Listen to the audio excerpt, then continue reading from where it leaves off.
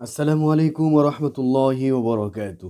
সুপ্রিয় দর্শক শ্রোতা, পবিত্র মাহে রমজানের মধ্যে জুমার নামাজ আপনারা কিভাবে আদায় করবেন তার প্র্যাকটিক্যাল নিয়মটি আমরা জানব। জুমার নামাজের পরে জুমার দিন কি আমল করবেন ওই আমল সম্পর্কে আমরা জানব।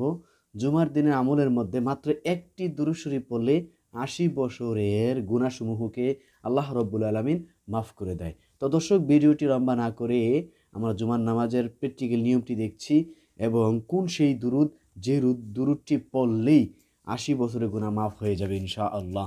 দর্শক, সরাসরি আমরা কিতাবের মধ্যে চলে যাচ্ছি।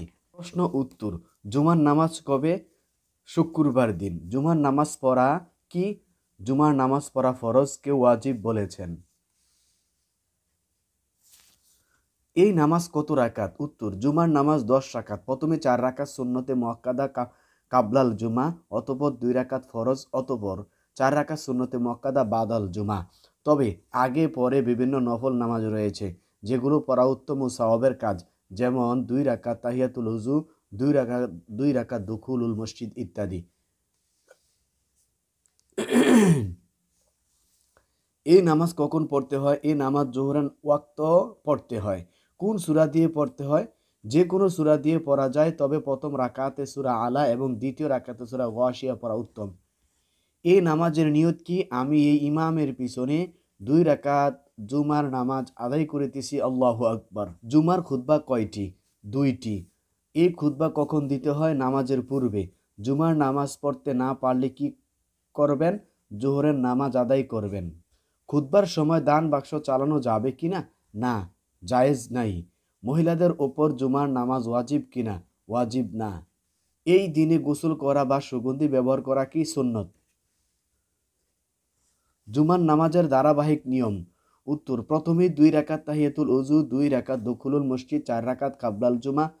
নামাজ পড়ার পর বসে বসে তাসবিহ, তাহলিল, জিকির, আজকার করার চেষ্টা করবে। অতঃপর ইমাম সাহেব কোরআন হাদিসের আলোকে আলোচনা করবেন, তা মনোযোগ সহকারে শুনবেন। অতঃপর ইমাম আরবিতে ২টি খুতবা দিবেন, আর এই খুতবার সময় কোনো কথা বলা যাবে না। এরপর ২ রাকাত জুমার নামাজ ইমামের পিছনে আদায় করবেন। অতঃপর ৪ রাকাত বাদল জুমা পড়বেন এবং সম্ভব হলে ২ রাকাত সুন্নত ও ২ রাকাত নফল আদায়ের চেষ্টা করবেন। তো দর্শক, জুমার দিন কি আমল করবেন? জুমার দিনের আমল সমূহ: যদি কোনো ব্যক্তি জুমার দিন গোসল করে উত্তম উপায়ে পবিত্রতা অর্জন করে ভালো মতো তেল লাগায় কিংবা ঘরে থাকা সুগন্ধি থেকে সুগন্ধি লাগায়, এরপর মসজিদের জন্য বের হয়, দুজনের মধ্যে পার্থক্য করে না, এরপর যথাসম্ভব নামাজ আদায় করে, এরপর ইমামের কথা মনোযোগ দিয়ে শুনে, তাহলে তার সেই জুমা ও পরবর্তী জুমার মাঝে কৃত সগীরা গুনাহগুলোকে আল্লাহ রাব্বুল আলামিন ক্ষমা করে দিবেন। রাওয়াহুল বুখারী। যে ব্যক্তি গোসল করে জুমার উদ্দেশ্যে আসে এবং যে পরিমাণ নফল নামাজের তৌফিক হয় আদায় করে, এরপর ইমামের খুতবা শেষ হওয়া পর্যন্ত চুপ থাকে এবং ইমামের সাথে নামাজ আদায় করে, আল্লাহ তাআলা তার ১০ দিনের সগীরা গুনাহগুলোকে মাফ করে দিবে। রাওয়াহুল মুসলিম। যে ব্যক্তি জুমার দিন অপবিত্রতার অবস্থায় গোসলের ন্যায় ভালো মতো গোসল করে সবার আগে জুমার নামাজ আদায় করতে যায়, সে একটি উট কুরবানি করার সওয়াব পায়। যে ব্যক্তি দ্বিতীয়জন হিসাবে যায়, সে একটি গাভী সদকা করার সওয়াব পায়। যে ব্যক্তি তৃতীয়জন হিসাবে যায়, সে একটি শিংওয়ালা মেষ কুরবানি করার সওয়াব পায়। যে ব্যক্তি চতুর্থজন হিসাবে যায়, সে একটি মুরগি সদকা করার সওয়াব পায়। যে ব্যক্তি পঞ্চমজন হিসাবে যায়, সে একটি ডিম সদকা করার সওয়াব পায়। এরপর যখন ইমাম বের হয়ে আসেন, তখন ফেরেশতারা উপস্থিত হয়ে জিকির করতে থাকে। যে ব্যক্তি জুমার দিন ভালো মতো গোসল করে বাহনে আরোহণ না করে আগে বাগে হেঁটে মসজিদে যায় এবং ইমামের কাছাকাছি বসে নিশ্চুপ থাকে, অনর্থক কথাবার্তা না বলে, তার প্রতি পদক্ষেপের জন্য ১ বছরের নফল ইবাদতের সমপরিমাণ সওয়াব লেখা হয়। সুনানে নাসাই। যে ব্যক্তি জুমার দিন ৬টি কাজ করবে, সে জুমার নামাজে যাওয়ার পথে প্রতি কদমে পা ফেলার ১ বছরের নফল নামাজ ও ১ বছরের নফল রোজার সওয়াব পাবে। উক্ত ৬টি কাজ: জুমার নামাজের উদ্দেশ্যে ভালোমতো গোসল করা, ওয়াক্ত হওয়ার সাথে সাথে আজানের অপেক্ষা না করে মসজিদে যাওয়া, মহিলারা জোহর নামাজ পড়া। ৩. পায়ে হেঁটে মসজিদে যাওয়া। ৪. ইমাম সাহেবের নিকটে বসা, অর্থাৎ যতদূর সম্ভব সামনে কাতারে বসা। ৫. মনোযোগ সহকারে খুতবা শোনা। ৬. খুতবার সময় কোনো কথাবার্তা না বলা ও কোনো কাজ না করা। দর্শক, আমরা যেই দুরূদ শরীফটির কথা বলেছিলাম, মাত্র একটি দুরূদ শরীফ পড়লে ৮০ বছরের গুনাহ মাফ।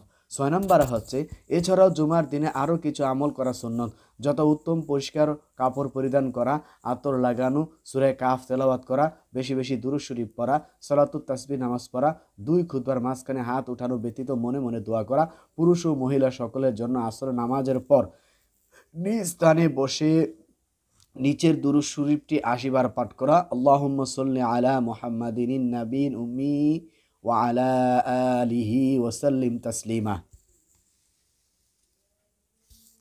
বর্ণিত দুরূদ শরীফটির ফজিলত এই যে আমলকারীর আমল নামায় ৮০ বছরের ইবাদত বন্দেগীর সওয়াব লেখা হয় এবং তার ৮০ বছরের গুনাহ মাফ করে দেওয়া হয়। ৭, জুমার দিন আসরের নামাজের পর নির্জনে বসে ৭০ বার আয়াতটি পাঠ করলে অন্তরে এমন একটি অবস্থা সৃষ্টি হয় যে সে অবস্থায় তা দোয়া করা হবে, সকল দোয়া আল্লাহ রব্বুল আলামিন কবুল করে নেবেন। দোয়াটি হচ্ছে আয়াতুল কুরসি। আল্লাহু লা ইলাহা ইল্লা হুয়াল হাইয়ুল কাইয়্যুম লা তাখুযুহু সিনাতুন ওয়া লা নাওম লাহু মা ফিস সামাওয়াতি ওয়া মা ফিল আরদ মান যাল্লাযী ইয়াশফা'ু 'ইনদাহু ইল্লা বিইذনিহি ইয়া'লামু মা বাইনা আইদিহিম ওয়া মা খালফাহুম ওয়া লা ইউহীতুনা বিশাইইন মিন 'ইলমিহি ইল্লা বিমা শাআ ওয়াসি'a কুরসিয়্যুহুস সামাওয়াতি ওয়াল আরদ ওয়ালা ইয়াউদুহু হিফযুহুমা ওয়া হুয়াল আলিয়্যুল আযীম। আল্লাহ রাব্বুল আলামিন আমাদের প্রত্যেকটি মানুষকে জুমার নামাজটি সঠিকভাবে আদায় করার তৌফিক দান করুক। আসসালামু আলাইকুম ওয়া রাহমাতুল্লাহি ওয়া বারাকাতুহু।